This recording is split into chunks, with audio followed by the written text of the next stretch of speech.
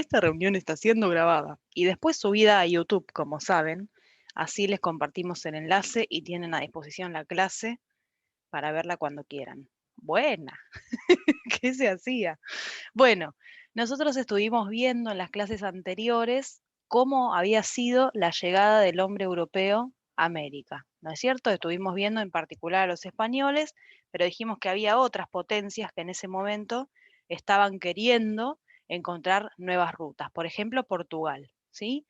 Y también dijimos que en un momento hay un choque de intereses entre Portugal y España que se termina resolviendo con un tratado que ambas potencias firmaron para dividirse, ¿no es cierto?, el mundo, como si fuesen los dueños del mundo en realidad, pero bueno, a partir de ese tratado que se llamó Tratado de Tordesillas, pudieron entonces dividirse el mundo en dos para no molestarse, digamos, dentro de sus objetivos de conquista y colonización.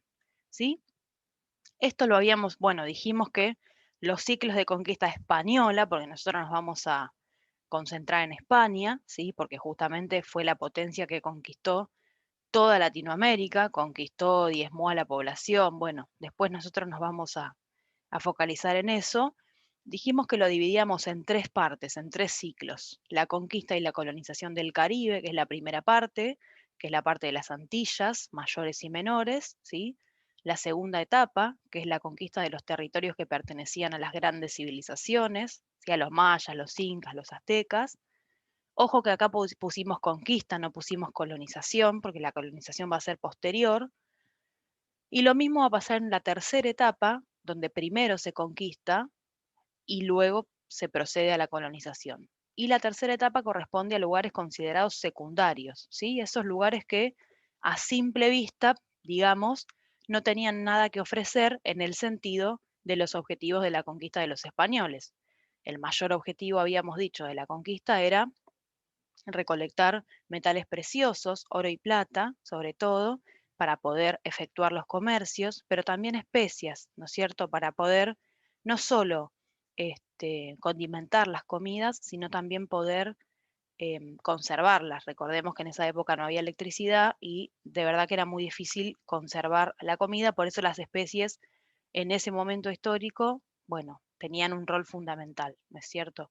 Es decir, entonces, la búsqueda de nuevas rutas tenía que ver con las especies, con el oro, la plata, ¿sí? Y otros metales preciosos, y también con encontrar nuevas rutas para poder llegar a esos lugares con los que estaban acostumbrados a comerciar. Ahora bien, estas expediciones, ¿cómo se organizaban? Bueno, lo primero que tenemos que tener en cuenta es que eran empresas privadas, ¿sí? Había una persona que tenía mucho dinero o no, o que simplemente tenía mucho sentido de la aventura, ¿sí? Y en forma privada organizaba esa empresa. Decimos empresa a la conquista, ¿sí? Digamos, a lanzarse a recorrer un territorio que para ellos era desconocido. A pesar de ser una empresa privada, necesitaban la autorización real, ¿sí? Porque recuerden que el rey, en este caso los reyes católicos, Isabel y Fernando, ¿sí? Los reyes de Castilla y Aragón, tenían que autorizar esa empresa porque obviamente se quedaban con una parte de aquello que estos emprendedores conquistaban, ¿sí? Una vez que obtenían la autorización real, necesitaban reunir el dinero. Yo antes dije, o lo ponía el aventurero, ¿sí? Que ahora vamos a ver cómo se llamaba, qué título le daban y demás, o lo ponía si era una persona rica, o bien pedía préstamos, ¿sí? Lograba buscar inversionistas, prestamistas, y una vez que lograba esos fondos, lograba reunir una hueste o tropa, ¿sí? ¿Esta hueste por quién estaba formada? Bueno, en general, por caballeros. Los caballeros sabemos que son aquellos guerreros, soldados que tenían experiencia militar, ¿sí? Y que estaban a caballo además, ¿sí? También estaban los peones, que eran similares a los caballeros, pero que estaban a pie, ¿sí? Algunas personas voluntarias, algunos médicos, algunos cirujanos, evangelizadores y más. Recuerden por qué evangelizadores. Recuerden que la religión va a formar parte de este proceso de conquista y colonización y la excusa va a ser evangelizar a estos pobres indios que pobrecitos no entendían nada de la vida, ¿no es cierto? Básicamente, lo digo irónicamente, según la concepción de los españoles. Sabemos que esto no es así, porque nosotros ya estudiamos, ¿no es cierto?, la religión que tenían los mayas, los incas, los aztecas, por ejemplo, sus creencias, en qué dioses creían, ¿no es cierto? Tenían todo un sistema de creencias organizado, pero bueno, ante el desconocimiento, los españoles prefirieron pensar que nada de esto existía y que entonces esta pobre gente que vivía acá necesitaba que la evangelicen, ¿sí? Entonces, la evangelización fue una herramienta y una gran excusa a la hora de realizar la conquista y la colonización, ¿sí? Pero además esta hueste estaba formada por gente que no tenía nada que perder. Esto creo que también ya lo habíamos establecido, pero lo recordamos porque es importante pensar en salir, ¿no es cierto?, de España, cruzar todo el océano y venir a un territorio que para ellos era totalmente desconocido. Es decir, no es una empresa para cualquiera, ¿sí? En general, quienes venían a este territorio venían en búsqueda de oportunidades, porque en España no tenían nada para hacer, ¿sí? No tenían nada que perder en la vida, entonces se aventuraban y venían a hacer esta expedición, ¿sí? Ahora, ¿qué pasaba con los títulos? ¿No es cierto? Antes habíamos dicho que necesitaban pedirle permiso a la corona, a los reyes, ¿sí? Bien, la autorización real era imprescindible. Sin esa autorización no había forma, ¿sí?, de salir así al mar. El contrato que la persona que hacía la expedición firmaba con los reyes se llamaba capitulación, ¿sí? Es un documento que se firmaba y allí se acordaba lo que voy a decir a continuación. La corona, es decir, los reyes, se reservaban para sí el dominio de todas las tierras conquistadas, ¿sí? O sea, si bien era una persona física, un adelantado se llama, el jefe de la expedición se llamaba adelantado, era quien llevaba a cabo la conquista, hacía la conquista en nombre de los reyes, ¿sí? Yo, Rocío, vengo, conquisto este territorio en nombre de los reyes de España. Si bien lo conquisto yo, lo hago en nombre de los reyes, ¿sí?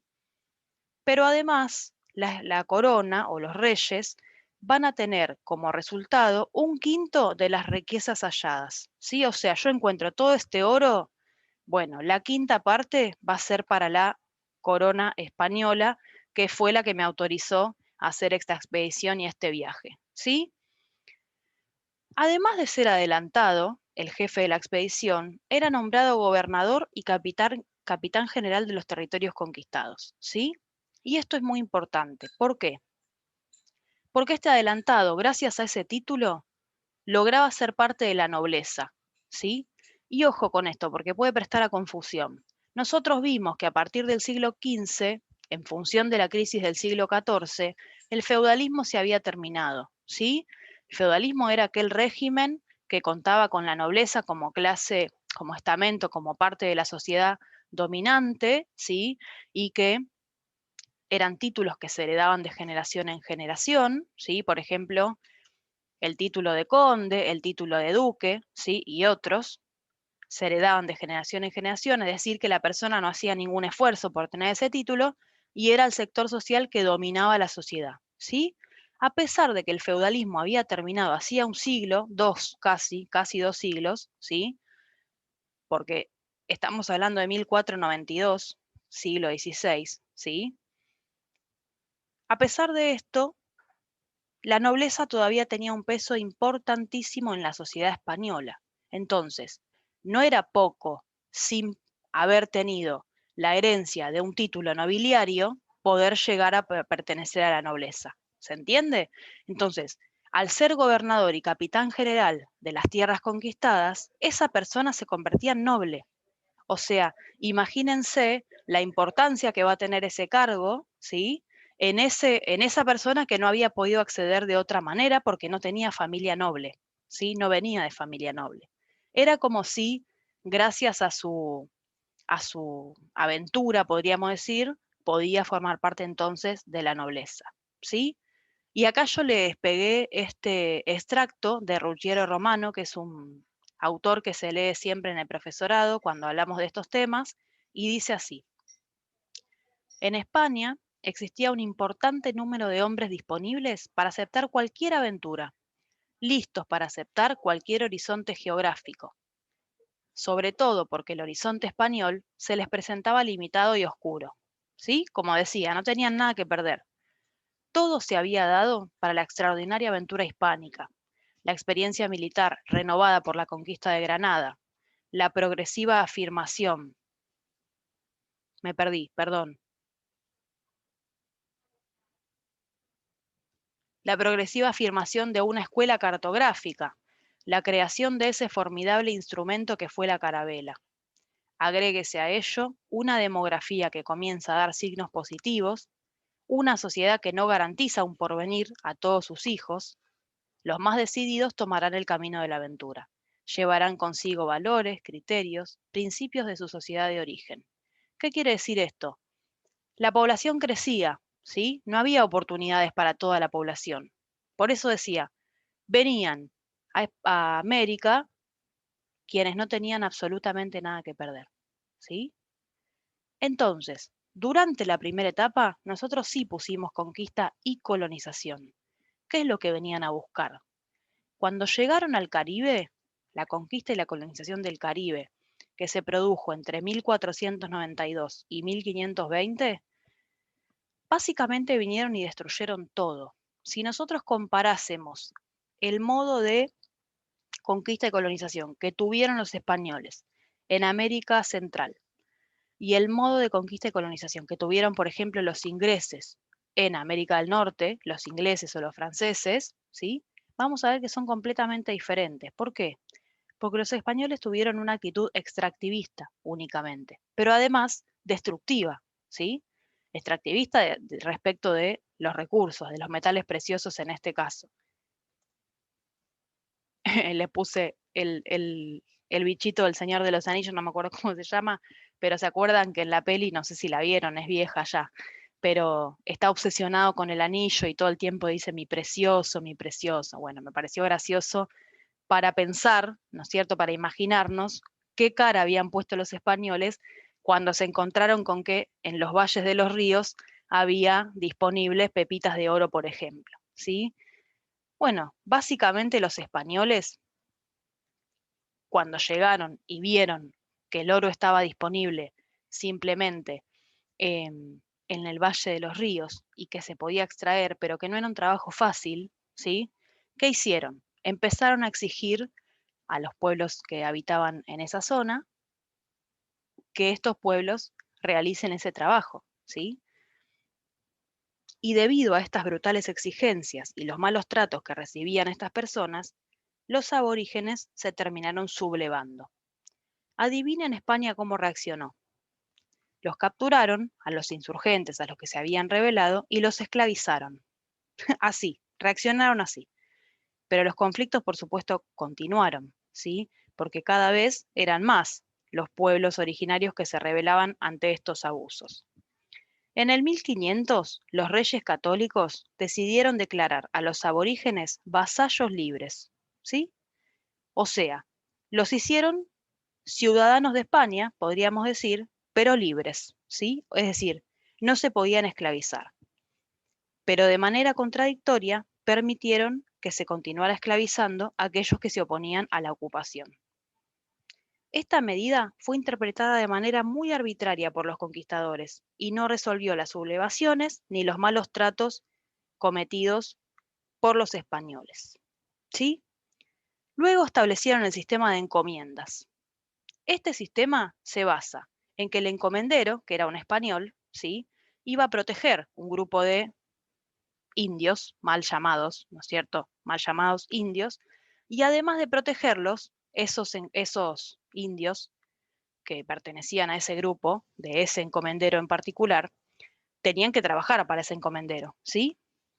Pero lo que le garantizaba, entre comillas, este encomendero era protección, y además se comprometía a evangelizarlos. Por eso yo decía, no es poco, ¿no es cierto? Tenemos que tener en cuenta siempre esto de la evangelización cuando estamos hablando de la conquista y de la colonización. ¿Cómo sigue todo esto?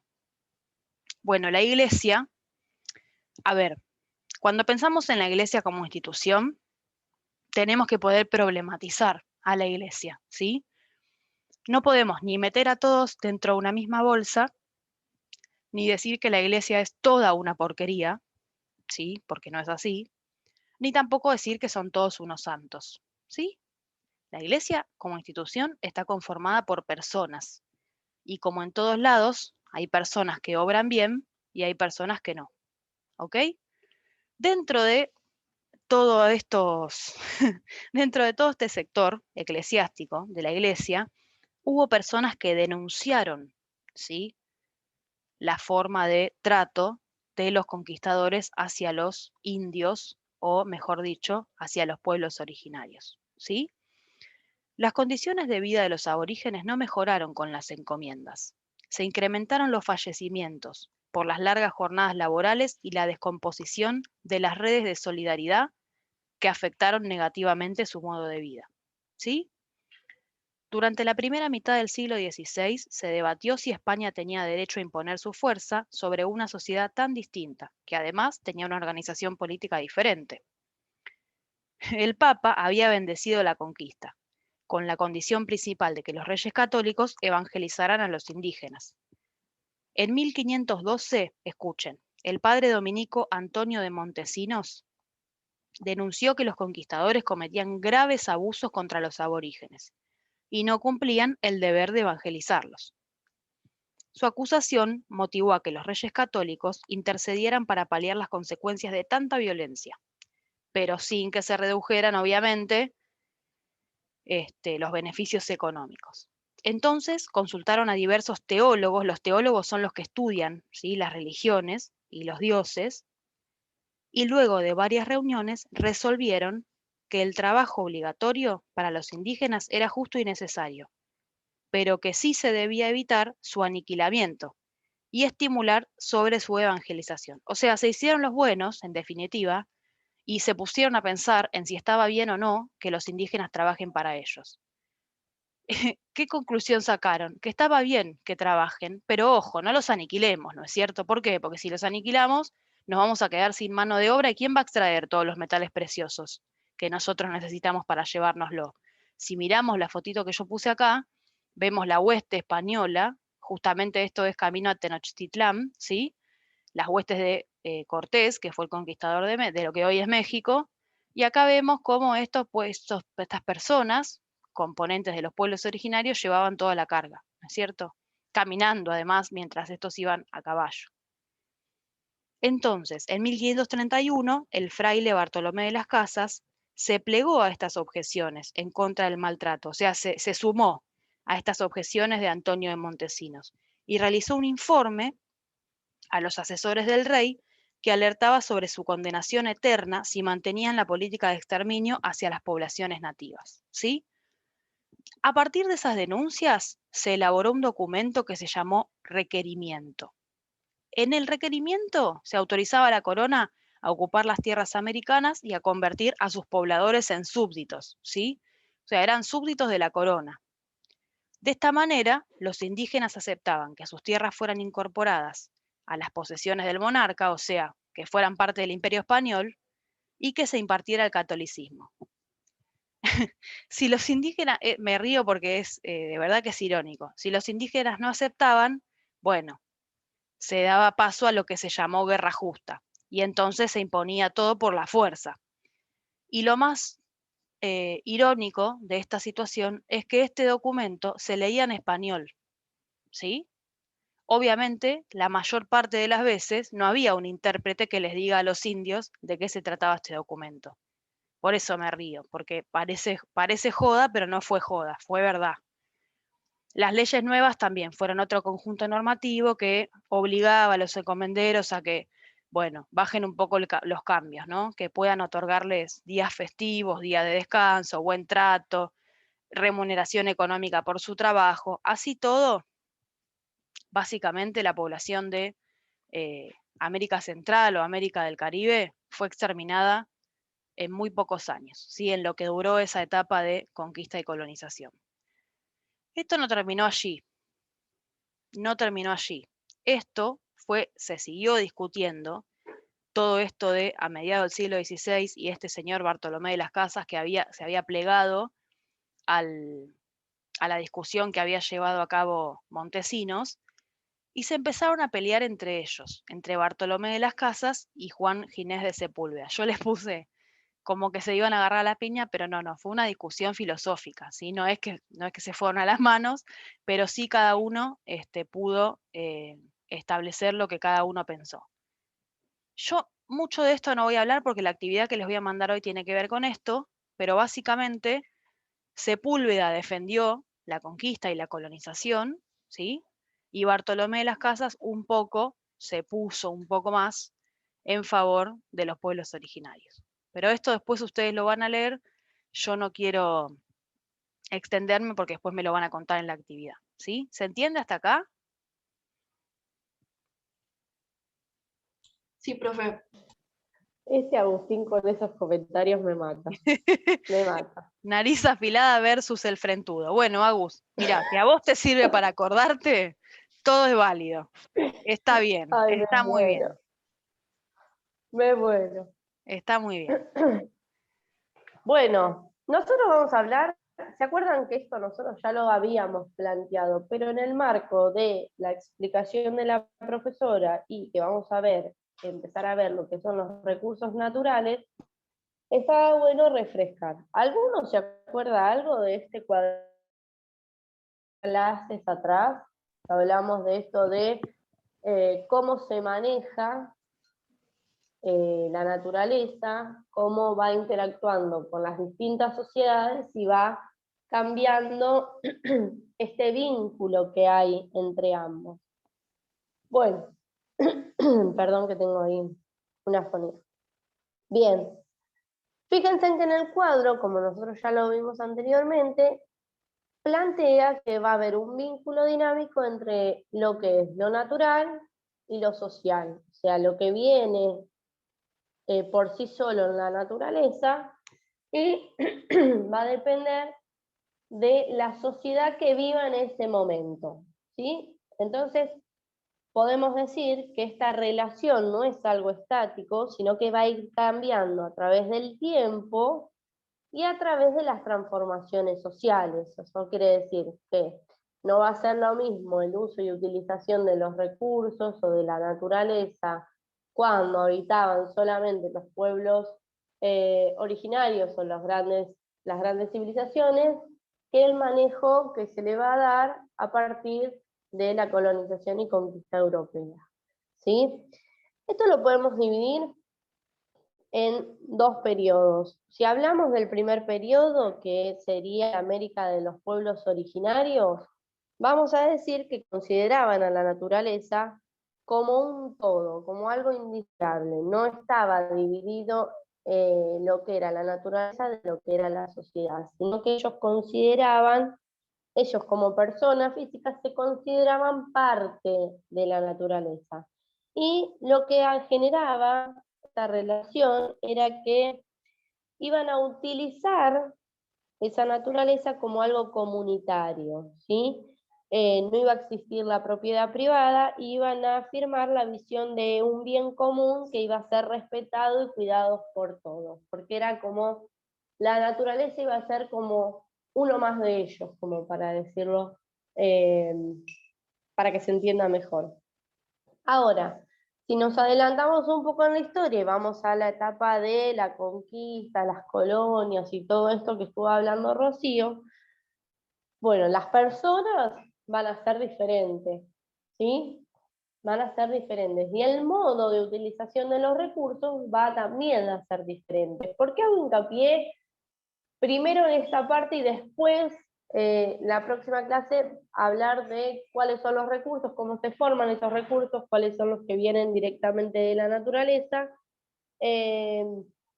Hablamos de las formas de la utilización de esos recursos. Bueno, cuando hablamos de esta segunda etapa, ¿sí? De conquista, la colonización, de esto que planteó Rocío, vamos a dejar de lado, o van a quedar descartadas, las visiones de estos pueblos originarios o grandes civilizaciones sobre la naturaleza, ¿sí? Y se impusieron unas nuevas formas de apropiación de los recursos, ¿sí? Que va a ser a través de la organización de la producción, de las relaciones sociales, y va a depender todo de la demanda del nuevo mercado, ¿sí? Del gran mercado que se va a empezar a formar. Entonces, la diferencia puntual que hay entre uno y otro es que los europeos, estas culturas europeas que llegaron a América, van a decir que la naturaleza es algo separado o ajeno a las personas, ¿sí? Que iba a ser una amenaza que iba a tener que ser controlada y dominada, o sea, que el hombre iba a tener que dominar a la naturaleza. Entonces empieza el periodo del extractivismo.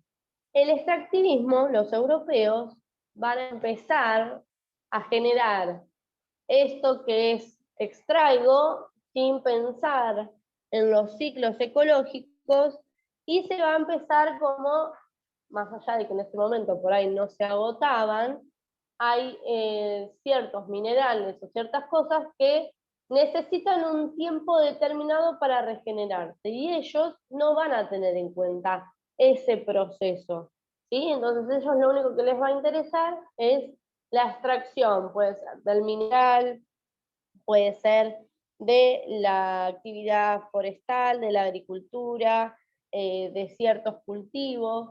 Ellos, como dijo Rocío, venían en busca también de nuevas especies, de nuevos sabores, de nuevas cosas que ellos no tenían, entonces iba a empezar con este mercado en donde venían, extraían y llevaban a Europa, y ellos de Europa traían a América nuevas cosas.